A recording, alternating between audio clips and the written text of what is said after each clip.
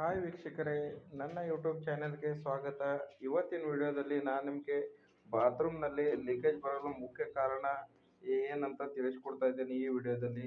ಇಲ್ಲಿ ನೋಡ್ತಿದ್ದೀರಾ, ಇಲ್ಲಿ ಪೈಪ್ಲೈನ್ ಮಾಡಿದ್ದಾರೆ. ನಾನು ಬೇಸ್ ಕೋಟ್ ಮಾಡಿಕೊಟ್ಟ ನಂತರ ಅವರಿಗೆ ಪೈಪ್ಲೈನ್ದವರು ಪೈಪ್ಲೈನ್ ಮಾಡಿದ್ದಾರೆ. ಈ ರೀತಿ ಪೈಪ್ಲೈನ್ ಮಾಡಿದ ನಂತರ ಇಲ್ಲಿ ನೋಡ್ರಿ, ಇಲ್ಲಿ ಎಲ್ಲ ಡಸ್ಟ್ ಯಾವ ರೀತಿ ಕಾಣ್ತಾ ಇದೆ. ಇಲ್ಲಿ ಈ ಡಸ್ಟ್ ಅನ್ನು ಎಲ್ಲ ರಿಮೂವ್ ಮಾಡ್ಕೊಂಡು ಬೋರ್ ಪ್ಯಾಕಿಂಗ್ ಏನೈತಿ ನೀಟಾಗಿ ಮಾಡಬೇಕು. ಇಲ್ಲಿ ನೋಡಿ, ಇಷ್ಟೆಲ್ಲ ಗ್ಯಾಪ್ ಇದೆ, ಇಲ್ಲೆಲ್ಲ ಗಲೀಜ್ ಇರ್ತೈತಿ. ಆ ರೀತಿ ಡಸ್ಟ್ ಇರೋದ್ರಿಂದ ಏನೈತಿ, ಅಲ್ಲಿಂದ ಸೀಪೇಜ್ ಆಗೋ ಪ್ರಾಬ್ಲಮ್ ಭಾಳ ಇರ್ತೈತಿ. ಅದಕ್ಕೆ ಏನು ಮಾಡ್ಬೇಕಂದ್ರೆ ನಾವು ನೀಟಾಗಿ ಅಲ್ಲೆಲ್ಲ ಕ್ಲೀನ್ ಮಾಡ್ಕೊಂಡು ನೀರಲ್ಲೇ ವಾಶ್ ಮಾಡ್ಕೊಂಡು ತೆಗೆದ ನಂತರ ಕಾಂಕ್ರೀಟ್ ಹಾಕಿ ಅದನ್ನು ಬೋರ್ ಪ್ಯಾಕಿಂಗ್ ಮಾಡಬೇಕು. ಈ ರೀತಿ ಮಾಡೋದ್ರಿಂದ ಏನೈತಿ, ನಿಮಗೆ ಲೀಕೇಜ್ ಪ್ರಾಬ್ಲಮ್ ಬರುವುದಿಲ್ಲ. ಪೈಪ್ ಏನು ಹೊರಗಡೆ ಹೋಗಿರ್ತೈತಲ್ಲ, ಆ ಪೈಪ್ ಸುತ್ತಲೂ ಏನೈತಿ ನಾವು ಕರೆಕ್ಟಾಗಿ ಕಾಂಕ್ರೀಟ್ ಹಾಕೊಂಡು ಫಿಲಪ್ ಮಾಡ್ಕೋಬೇಕು. ಅಥವಾ ಕೆಮಿಕಲ್ ಬರ್ತೈತಿ, ಕೆಮಿಕಲ್ ಹಾಕಿ ನಾವು ಫಿಲಪ್ ಮಾಡೋದ್ರಿಂದ ಏನಾಗ್ತೈತೆ, ಅಲ್ಲಿಂದ ಲೀಕೇಜ್ ಆಗೋದಿಲ್ಲ.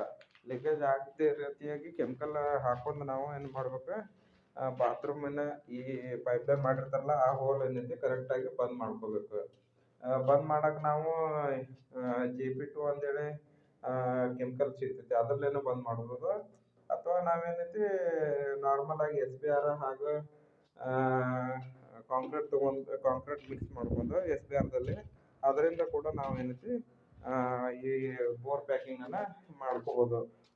ಬೋರ್ ಪ್ಯಾಕಿಂಗ್ ಮಾಡೋವಾಗ ನಾವೇನು ಮಾಡ್ಬೇಕು, ಇಲ್ಲಿ ಒಂದು ಸಣ್ಣ ಲೀಕೇಜ್ ಪೈಪ್ ಅಥವಾ ಸೀಪೇಜ್ ಪೈಪ್ ಅಂತೇಳಿ ಇಲ್ಲಾದ್ರೂ ಕೊಡ್ಬೋದು ಅಥವಾ ಇಲ್ಲಾದ್ರೂ ಕೊಡ್ಬೋದು. ಈ ಪೈಪ್ ಸೈಡಿಗೆ ಎಲ್ಲಾದ್ರೂ ನೀರು ಹೋಗೋ ಜಾಗಕ್ಕೆ ನಾವೇನು ಮಾಡ್ಬೇಕಪ್ಪ ಅಂತಂದ್ರೆ ಸಣ್ಣದ ಸೀಪೇಜ್ ಪೈಪ್ ಕೊಡಬೇಕು.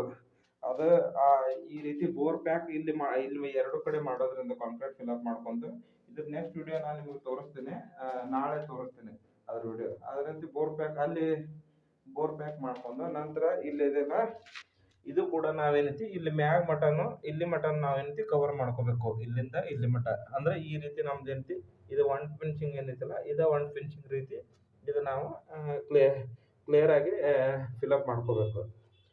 ಈ ರೀತಿ ಎಲ್ಲಿ ಒಂದು ಸ್ವಲ್ಪ ಎಲ್ಲಿ ಈ ರೀತಿ ಏನದಾವಲ್ಲ, ಇವು ಚಿಕ್ಕ ಗ್ಯಾಪ್ಲಿಂದ ಏನೈತಿ ಮುಂದೆ ನಮ್ಗೆ ಲೀಕೇಜ್ ಪ್ರಾಬ್ಲಮ್ ಆಗೋ ಚಾನ್ಸ್ ಇರ್ತೈತಿ. ಇವೆಲ್ಲ ನಾವೇನೈತಿ ನಾಳೆ ಫಿಲಪ್ ಮಾಡ್ಕೋಬೇಕು ನೀಟಾಗಿ. ಇಲ್ಲಿ ನೋಡಿ, ಇಲ್ಲಿ ಹೊಡೆದಿದ್ದಾರೆ ಅವರು. ಅಂದರೆ ಇದು ಅವರಿಗೆ ಪೈಪ್ಲೈನ್ದವ್ರಿಗೆ ಕಮೌಟ್ ಪಾಯಿಂಟ್ ಐತಲ್ಲ, ಇದು ಕರೆಕ್ಟಾಗಿ ಅಳತಿ ಮೆಜರ್ಮೆಂಟ್ ಸಿಗೋ ಸಲುವಾಗಿ ಏನೈತಿ ಅವರು ಇಲ್ಲಿ ಸ್ವಲ್ಪ ಬೀಮ್ ಏನೈತಿ ಕಟ್ ಮಾಡ್ಕೊತಿದ್ದಾರೆ. ಈ ಬೀಮ್ ಕಟ್ ಮಾಡ್ಕೊಂಡು ನಾವೇನೈತಿ ಇದೆಲ್ಲ ಒಡೆದು ತಕ್ಕೊಂಡು ಸ್ವಲ್ಪ ತೆಗೆದ್ರೆ ಇದೆಲ್ಲ ಡಸ್ಟ್ ಏನೈತಿ ನೀರ್ದಿಂದ ಸ್ವಚ್ಛಗೆ ಕ್ಲೀನ್ ಮಾಡ್ಕೊಂಡು ನಂತರ ಏನೈತಿ ನಾವು ಇಲ್ಲೆಲ್ಲ ಕೆಮಿಕಲ್ ಕೋಟಿಂಗ್ ಹಚ್ಕೋಬೇಕು. ಕೆಮಿಕಲ್ ಕೋಟಿಂಗ್ SBR ಕೋಟಿಂಗ್ ಅಥವಾ ಯಾವುದೈತೆಲ್ಲ ಕೆಮಿಕಲ್ ಕೋಟಿಂಗ್ ಹಚ್ಕೊಂಡು ಇದ್ರೊಳಗೆ ಏನೈತಿ ಬಾರ್ ಕಾಣ್ತೈತಲ್ಲ, ಇಲ್ಲೇನೈತಿ ಕಾಂಕ್ರೀಟ ಫಿಲಪ್ ಮಾಡ್ಕೋಬೇಕು. ಇಷ್ಟೆಲ್ಲ ಕಾಂಕ್ರೀಟ್ ಫಿಲಪ್ ಮಾಡಿಂದ ಇದ್ರ ಲೆವೆಲಿಗೆ ಏನೈತಿ ಕಾಂಕ್ರೀಟ್ ಫಿಲಪ್ ಆಕೈತಿ.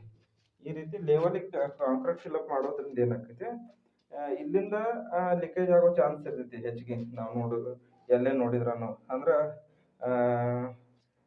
ಸ್ಲ್ಯಾಪ್ ಅಂತ ನೋಡಿ, ಹೊರಗಡೆ ಏನೈತಿ ಗಾಡಿ ತಂಪು ಹಿಡಿಯೋಕೆ ಏನೈತಿ ಈ ಪೊಸಿಷನ್ದಾಗ ಏನೈತಿ ನೀರು ಬಿದ್ದರೆ ಅಲ್ಲಿ ಒಂದು ಕಡೆ ಹೋಗಿ ಸ್ಟಾಪ್ ಆಗೋದ್ರಿಂದ ಅಲ್ಲಿಂದ ಲೀಕೇಜ್ ಚಾಲು ಆಗ್ತೈತಿ.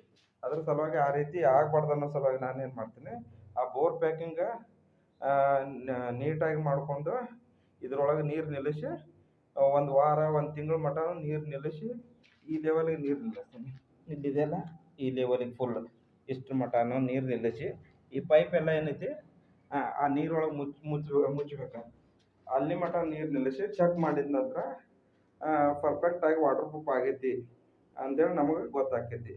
ಈ ವಿಡಿಯೋ ಏನೈತಿ ನಾನು ಕೊಡುವಂಥ ಮಾಹಿತಿ ನಿಮ್ಗೆ ಅಪೂರ್ಣ ಅನಿಸಿದರೆ ನೀವು ಕಮೆಂಟ್ ಹಾಕಿ ನನಗೆ ಯಾವ ರೀತಿ ಮಾಡ್ಬೋದು ಬ್ರೋ ಅಂತೇಳಿ ನಾನು ನಿಮ್ಗೆ ಕ್ಲಿಯರಾಗಿ ತಿಳಿಸ್ಕೊಡ್ತೀನಿ ಆ ವಿಡಿಯೋದಲ್ಲಿ. ಇಲ್ಲಿ ನೋಡ್ರಿ, ಈ ಬಾತ್ರೂಮ್ ಒಳಗೆ ನಾನು ನಿಮ್ಗೆ ನೀರು ಎಲ್ಲಿ ಮಟ ತುಂಬಬೇಕು ಅನ್ನೋದು ತಿಳಿಸ್ಕೊಡ್ತಾ ಇದ್ದೇನೆ. ಇಲ್ಲಿ ನೋಡಿ, ಈ ರೀತಿಯಾಗಿ ನೀರು ಫುಲ್ ತುಂಬಬೇಕು. ಇದು ಒಂದು ವಾರ ನೀರು ತುಂಬಿದ ನಂತರ ಈ ರೀತಿ ಕಾಣ್ತೈತಿ.